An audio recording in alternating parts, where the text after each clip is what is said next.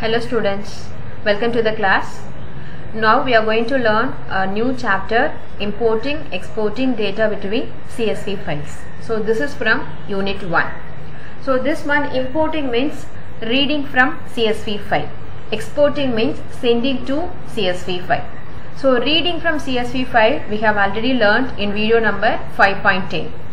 Okay, so there we know how to create a data frame using the CSV files. So we read the information from the CSV file and we created a data frame. So now what we are going to do, we are going to store our data frame in CSV files. Right. So why do we need this CSV file now? So if you run the program normally, your output will be displayed, and if you close the application you cannot see the result. So because your output is just stored in RAM, in temporary memory. So but we need to store this information in permanent storage, in hard disk. So what we can do, we can store your data frame in CSV files. Okay, so that we can store it inside the hard disk. So whenever we want, we can open the file and we can get the information. So that is what exporting data. So to permanently store the information, we have to send our data frame to CSV files. Okay, so before moving on, we'll have a small recap on what is importing. Right, so importing means getting from CSV file, getting data from CSV file. So we have the function called read_CSV. Right, so we have to give the file name. That file will be read and we can create a data frame out of this CSV file. So we have different parameters. We have names parameter, so that we can use it to give the explicit column name. So by default, the first line will be considered as a column name. So in some of the files, we have only the data. We don't have the column name, right? So in that case, what we can do, we can read the data and we can explicitly give the column name using the names parameter. So we have to give some list of values. So if you don't want any column name, you want the default index, then we can use header. Okay, header parameter, and we can make it as none. So there will be no column name or row index. Everything will be default from 0 to n-1. Then we have skip rows, so that many number of rows will be skipped. Right. So index call, so this parameter we can use to have a specific column name as index value. So default index will be 0 to n-1. If you want particular column name to be the index, then we can use the index_call parameter. We have n rows, so number of rows read from the file. So if you give some 3, only 3 records from the file will be read. And then we can give sep or delimiter. So this is the delimiter. The default delimiter is comma. So if the file has some other delimiter, example semicolon, hyphen or pipe symbol, then you have to give the delimiter. So this is the delimiter you have to inform using this parameter. Then we have use calls. So this one is used to read the particular column from the CSV file. So we'll see a quick recap with the example.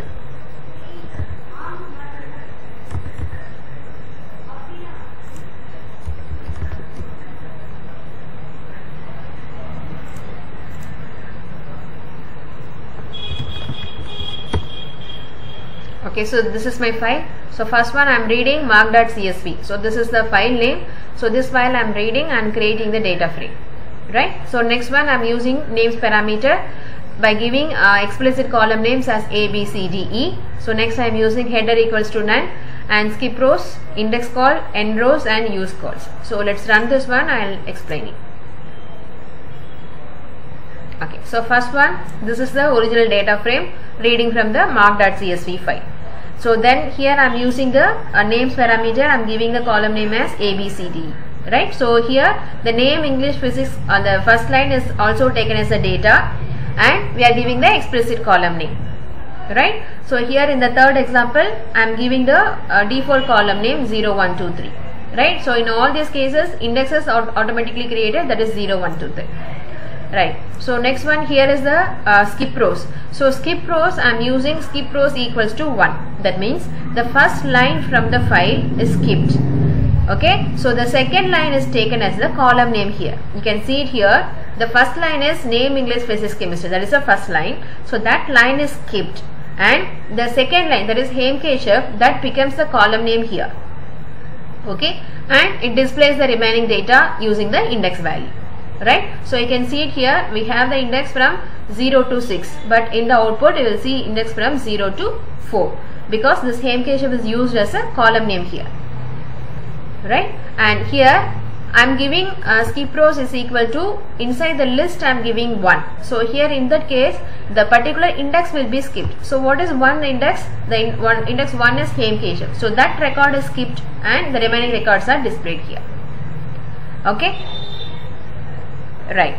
So next one, index call equals to name. So the name column is taken as an index value here and the records are displayed accordingly. Okay, so next one we have skip rows, end rows equals to 3. So first 3 records will be read. So excluding the column value, first 3 records are read from the file. So next one I am using use calls. So that particular column alone will be read from the CSV file. English and chemistry column will be read from the file. So this is called read underscore CSV. So we are moving on to next one.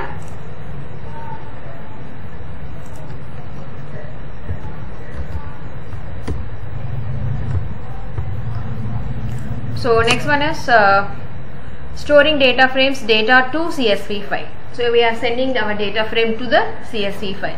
So the file function name is to underscore CSV. So we have to use the data frame object df dot to CSV and we have to give the file path name.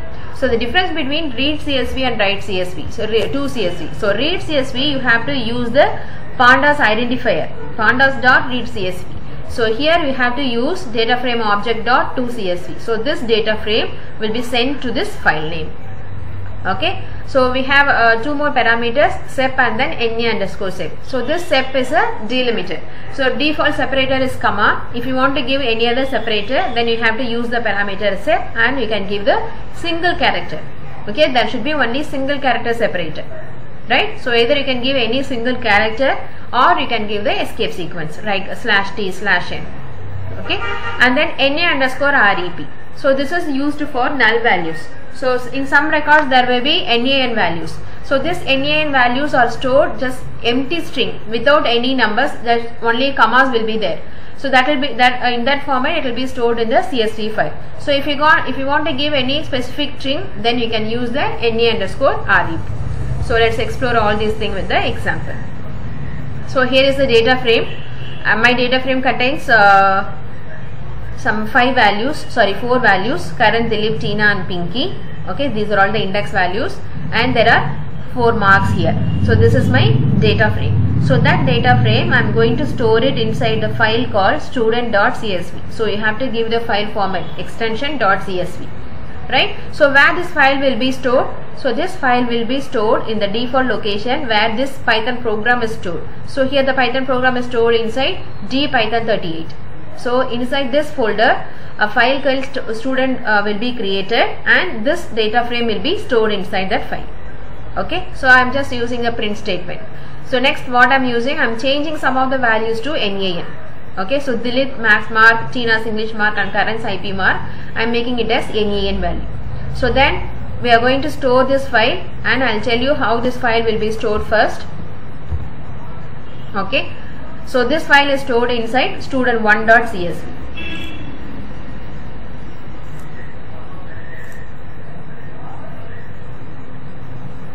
Okay, so this is the data frame. First the values are exported to student and after the NaN values, the values are exported to student1.csv. So let's see the CSV files. Inside the D Python38 we have 2 files. One is student1 and the next one is student. Okay, so this is student1 and this is student. Okay, so first we'll see this student. So this is the file stored. So whatever the data frame, that data frame is stored inside the file called student. So all the values are separated by comma. So each row is written in the next line. Okay, so here you can see one empty space because we have the index before the index we have some empty space, right? So this is the empty space, right? So there is no value here. So we are starting with comma and then math, English, physics. So these are all the values. Okay, so each row is written and this is stored inside the student.csv file. So next we have to open student1.csv. Okay, you can see it here. Karan's IP mark, we can see only the empty string, only commas are there, there is no value. Like that, Dilip's marks is empty here and Tina's mark is empty here. because we are using np.nan. So null values are stored like just empty string. Okay. So we have to close the file, then we have to run it again with the changes. So here what I am going to do, I am going to make it as narep is equal to empty. So I don't want any empty character there, empty string, empty character there. Instead I want to display it as empty, the string empty. Okay, or you can just display it as null value. Okay, then I am using the separator /t. So earlier the separator was comma. So instead I want the separator as /t. So after making changes, I am going to run the program. Here is the close bracket.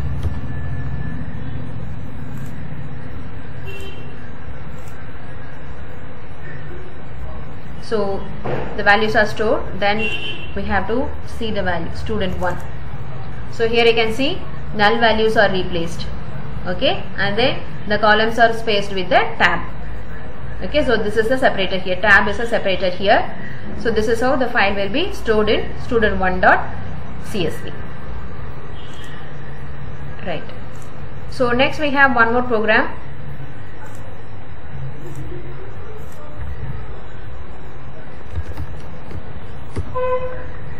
Okay, so this is the program to append the values. See, there may be situations where you are reading information from the user. So every time you are getting the information, you have to store the information in the CSV file. So instead of creating the whole file again, you are going to append the value. So you are going to add the value to the existing file. So in that case, what we can do, we can use to_CSV along with the parameter mode. So you can specify mode is equal to A. So A means append. So this details will be appended to the existing CSV file. Right. So here what I am doing, I am just creating a data frame and I am sending this to student.csv. So all these details. So current, Dilip, Tina, Pinky records are stored in student CSV. So next what I am doing, I am creating one more data here. So I am inserting one more record, Meena, with the marks. Okay, and again I am storing this to student.csv. This is, so the value of student.csv now becomes this df1. So now what is the df1? df1 with the Meena value. So next line what I am doing, with this same student.csv file, I am using the append mode A. So already files will be there. With that value I am using df1 again. So now we have two records. So first record with till Meena, the next record I have another record with Meena. So all the 5 values. So all these 5 values will be again appended to the student CSV. Okay. So I am using header equals to false. So if you do not use the header equals to false, every time you are appending the values, the column names will be imported explicitly. So each line will be entered along with the column name. So if you don't want the column name, then you can make it as false. Then we can insert the file.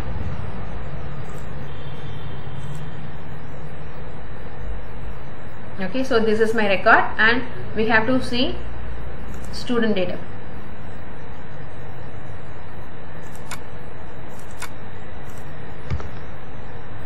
Okay, so here we have student. So this you can see first 5 records till first Meena will be there. With that one I am again using df1 as a append mode. So from the existing file we are appending, we are adding these records. Okay, so totally we have 10 records here. So this is how we can append values to the CSV file.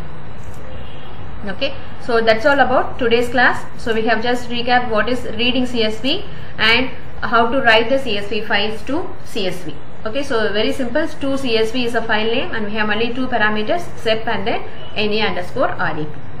That's all about today's class. Thank you.